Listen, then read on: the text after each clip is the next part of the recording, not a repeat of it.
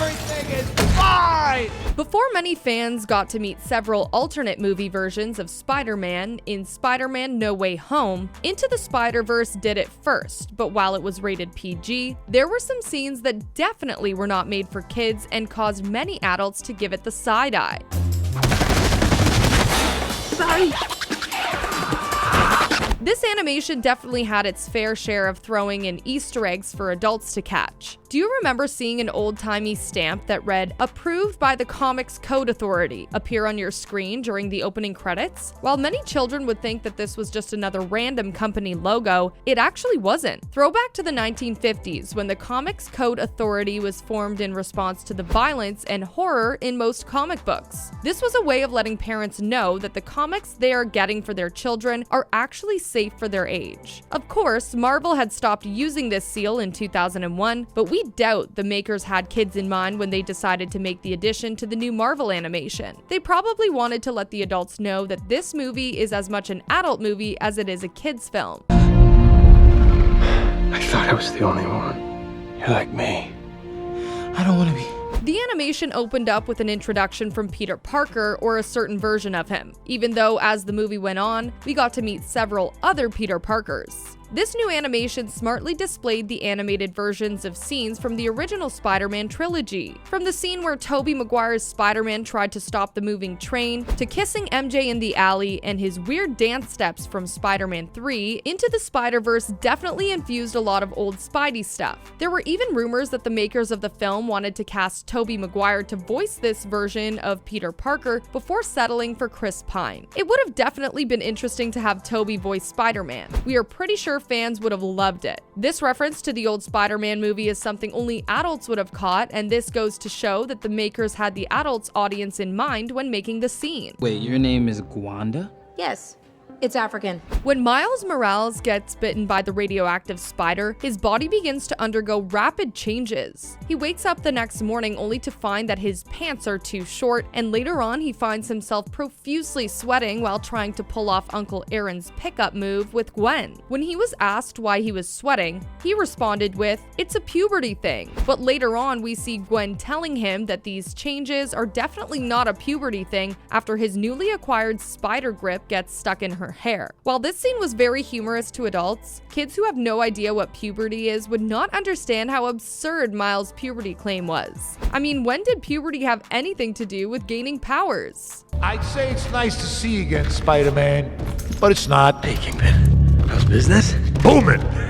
The Marvel Cinematic Universe owes a lot to Stan Lee. He created and co-created several popular Marvel characters such as Iron Man, Black Panther, The Incredible Hulk, and Spider-Man, and many people who grew up watching old Marvel movies know that Stan Lee always made an appearance. However, since his death in 2018, this brought a stop to his appearances.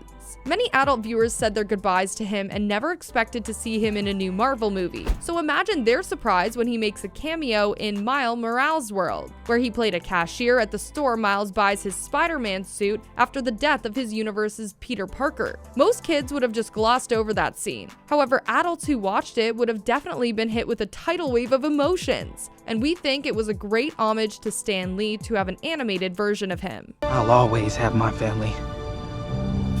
You ever hear the shoulder touch? Having narrowly escaped with Fisk and Doc Ock, Miles, Gwen, and Peter Parker made their way to Aunt May's house for refuge. There, she led them to a mysterious shed, which happened to be Peter's secret lair. The interesting thing about this scene is how it was filled with several Easter eggs only adults would catch. There were several spider costumes, such as the Iron Spider armor from Civil War, the Secret Wars costume, the stealth suit, and the Scarlet Spider suit. There were also several gizmos and gadgets from past Spider-Man comics and movies. There was also the infamous spider buggy driven by Spider-Man in the 70s, and even the spider cycle from the 90s television show Spider-Man. Kids would have been fascinated seeing all the spider gear and props, but only adults will be able to understand all the nostalgic references in this scene. I was bitten by a radioactive spider, and for like 2 days, I've been the one and only Spider-Man. Into the Spider-Verse is definitely a film filled with several humorous scenes. However, many of these scenes seem to be tailored more to an older audience than a younger one. Take, for instance, the scene where Peter Parker is coming up with a plan to break into Doc Ock's evil lab. He, of course, assumes that the head scientist is a man, just like it was in his own world. But actually, the head scientist is a woman. When Miles corrects Peter, says in a really sarcastic tone that he needs to re-examine his personal biases. This scene spoke to the biases people tend to have about gender roles and gender expectations, and while this was done in a really brilliant and humorous way, the joke was lost on the young children watching it, as only adults could really get what it means to examine one's personal biases. What are you? Some kind of silly cartoon? You got a problem with cartoon? In a crossover between Marvel and Warner Bros. World, we get to see yet another scene that did not have children in mind when it was made. When Peter Parker is able to return to his own universe right before he jumps, he sadly declares, "That's all, folks," and this makes Peter Parker ask if he was legally allowed to say that. For many young children, this scene must have been confusing because they did not know where the reference was from, and neither would they understand the concept of copyright infringements. But adult viewers who are aware that the line was an obvious reference to the Looney Tunes character, Porky Pig, owned by Warner Bros., would have definitely gotten the joke. You see, the line is a trademarked property of Warner Bros., and its usage in a non-Warner Bros. Film might be seen as a copyright infringement. But having a cartoon character say the line is Marvel giving a nod to their competitor's classic character. You gotta go home, man.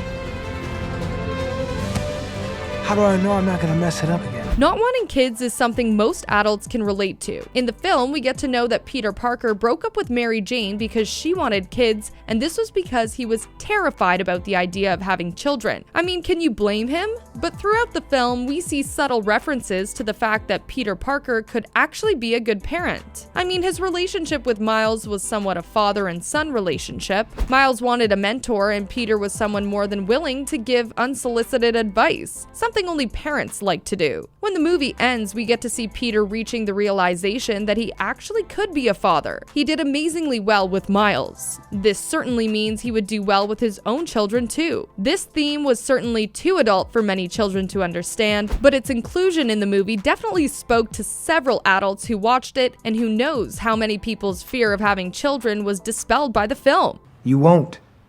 It's a leap of faith. That's all it is, Miles. A leap of faith. The entire animation might seem a bit off at first, especially if you are not an avid comics reader. There was a blurry feel to the animation and several scenes with items and colors misprinted, and many children, and even some adults, might think it was an error. But it definitely was not an error. This misprint style was used to create a depth of field that makes the items in the scene appear crispier. This was because the creators wanted to make viewers feel as if they are watching a comic book in motion. While many kids who watch the film would appreciate its unique artworks, only the adults would really get why the animation looks like a misprint. The only trouble is, one of us has to stay behind and destroy it. I'll do it. We've come to the end of today's videos. If you enjoyed the video, please tell us what you think in the comments. And if you think there were some scenes that we missed, you can also let us know in the comments. If you have not subscribed to our channel, make sure you click on the subscribe button so you don't miss out on other amazing videos like this one. I'm sorry. When will I know I'm ready?